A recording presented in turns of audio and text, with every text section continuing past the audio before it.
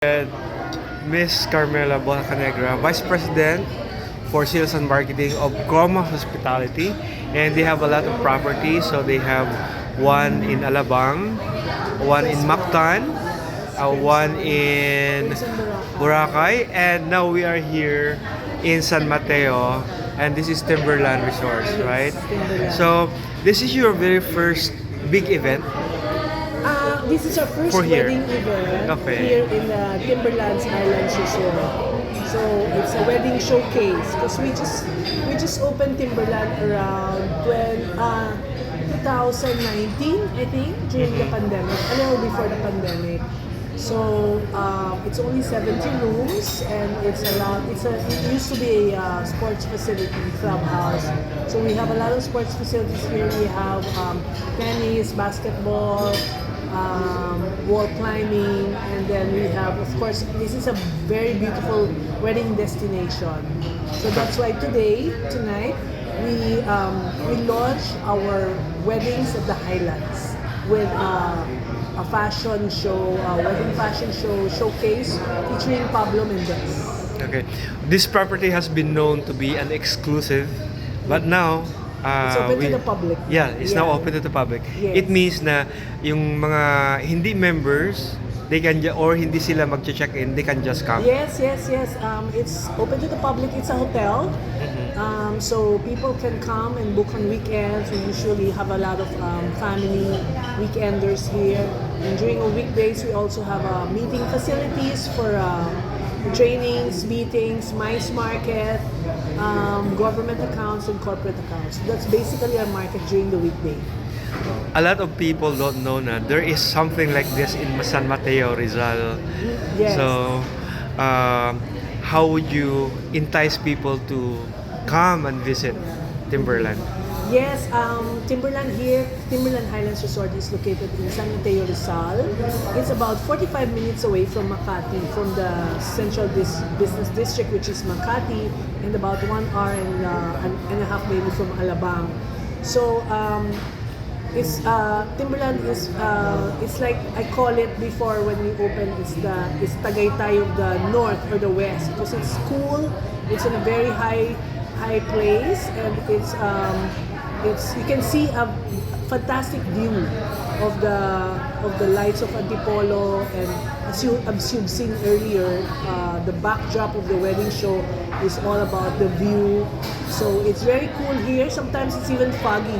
So I invite everyone to come and visit, especially those who live here in the north, Quezon City. It's very, very close to your place. Instead of going all the way to Tagaytay and 45 minutes away from Makati. We have a lot of facilities to offer, sports facilities. We have swimming pool. We have a swimming pool, an infinity pool, and a lot of spaces for social gatherings, weddings, and even meetings and events. Okay, and since the property is so vast, ang laki-laki na, is there a plan to expand it? Hotel-wise?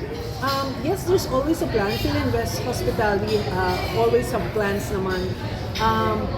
We don't have, I cannot divulge any information at this point, but the most recent development we did here is open this Italian restaurant, which is Le Stelle. We opened it earlier this year.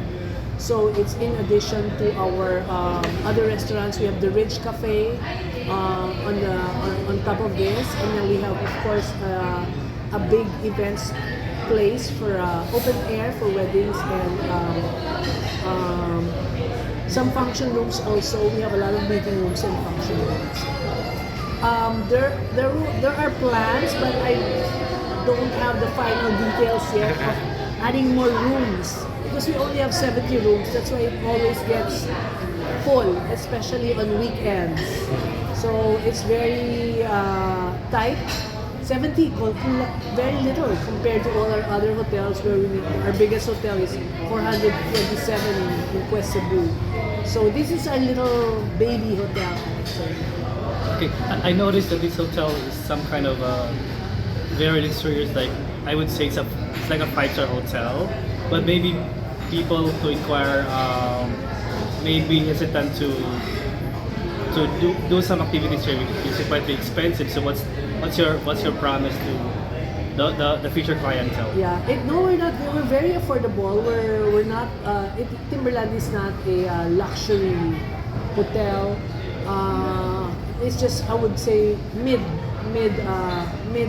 boutique hotel here in Rizal, and it's very affordable. Our rates range from, depending on the day and the season, it's about 5,000 to 7,000 per night, including breakfast already. And it's the food is very good. We have a very good director of operations, Ranuka, and he is also the executive chef. So as you have partaken today, the Italian food here in the Stelle, and the food also in the Ridge Cafe, the coffee shop, and everywhere, because he is from Sri Lanka. He's a very, very good chef. Very proud of him. Here, the culinary offering is very good here in Timberland. One follow-up question.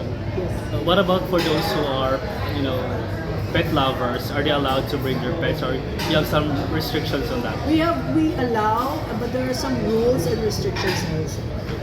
All right. CB, this is a hard to reach area. Like when it comes to transportation, any plan to partner with, local transportation, or to provide better access for transportation for the guests who wants to come here? We have a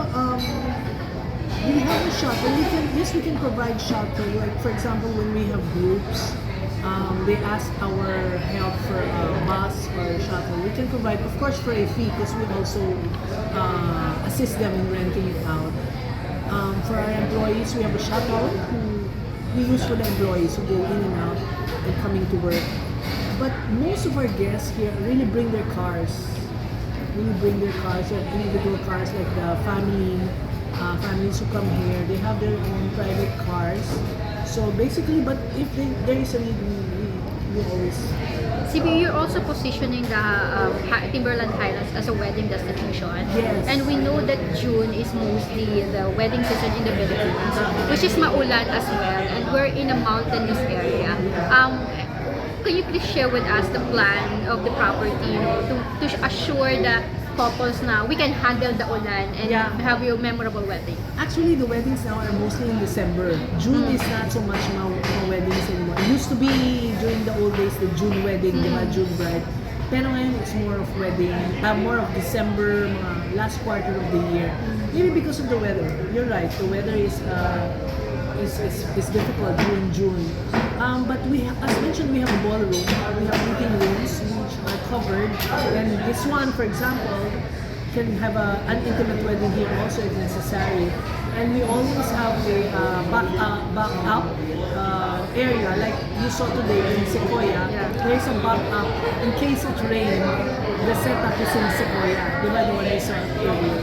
So we always try to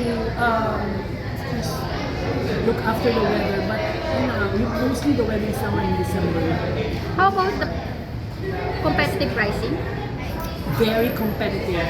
It's not as expensive as getting married in the 5-star hotels in Manila. Depending, and we have intimate packages from a small wedding at 30. I think we have for an intimate wedding 30, 50, 80, 100 up to 400. So we can tailor-make packages depending on whatever the client wants. We have set wedding packages, but we also tailor-make a lot of wedding packages depending on the client's requirements. Okay. Another question is the rebranding of Crimson in Alabang. Yeah. What about? The change of the name. To Quest. Why and what could be the reason? Crimson in the city in Alabang is now called Quest Plus Manila. Mainly because the market in Alabang, after operating the hotel for about more than 10 years already, is more of a meetings market. It's a city hotel. It's in Alabang. So it's a city hotel. It's more of we have a lot of meeting spaces there. So it's really for MICE market, meetings, incentives, conferences, and exhibitions. So rebranding it into a Quest, because we also have a Quest Plus in Clark.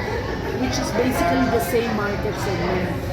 So meetings, events, business, but it's still the same. The service is better. It's only the branding, and then the two Crimsons now, we are just doing it for the resorts, luxury resorts, which is in Crimson Boracay and Crimson Mactan. So the city hotels and the MICE hotels are now branded as a Quest Hotel.